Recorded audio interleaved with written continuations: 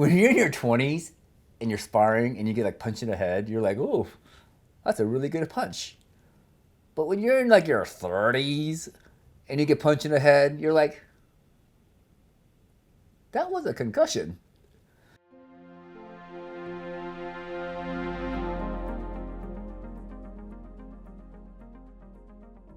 The art of prophecy is kind of like my love letter to like Wuxia, which is like, old samurai Sunday kung fu movies. I moved to the United States when I was 5 in Nebraska, of all places, and watching those movies were kind of like my connection to my like my homeland. So ever since I was a kid, and ever since I wanted to be a writer, I wanted to write a wuxia fantasy book. And I went pro with my debut novel in 2013 with the Lives of Tao, but it wasn't until like 2018-ish that after I've had like 8 9 books under my belt that I was like, okay, I am ready to work on this book.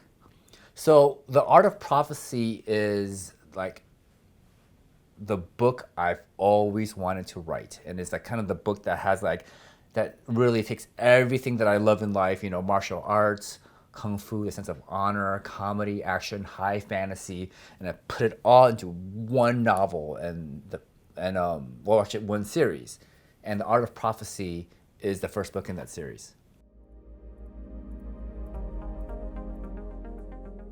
When it comes to introducing wuxia to a Western audience, I mean, martial arts is very popular in the United States, and we've had great ambassadors for 50 years, kind of like showing us the beauty of Chinese martial arts. We had, obviously Bruce Lee, Jet Li, Jackie Chan, and Donnie Yen. I mean, I could go on and on and on, but when it comes to telling a wuxia story, in my case, I wanted to tell an wuxia epic fantasy, but I wanted to tell it in a way, for a Western audience. So the stuff I write is for a United States audience, and there are nuances to the wuxia story that fit very well in like in traditional high fantasy. So what I did was I just took my two loves in life, high fantasy, wuxia, and I put them together, and I told the story that really reflects my love and interest for both genres.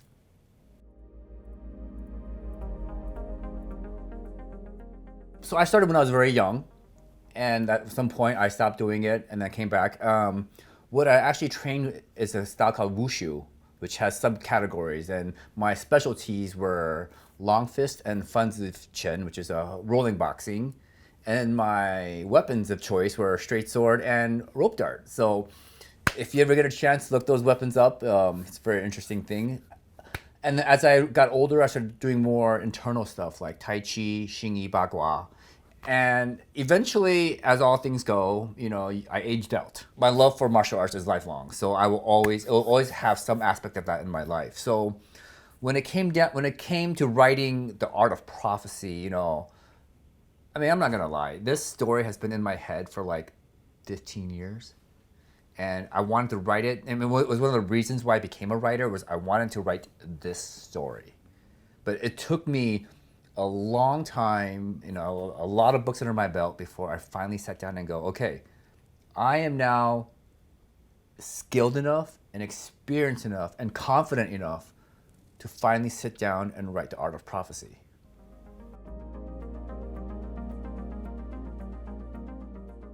I love the chosen one trope. I mean, when I was a kid, I used to eat that up all the time. I love those kind of stories. And the chosen one trope it's actually a very Western concept of like only I can save the whole world, or like it's a superhero concept basically. So the whole idea of the chosen one trope and like prophecy in general has a lot to do with fate, because in so many ways, when you are the chosen one, or when there is a prophecy, that there's a sense of destiny. Then fate and control, your own control over your life, is kind of taken out of your hands.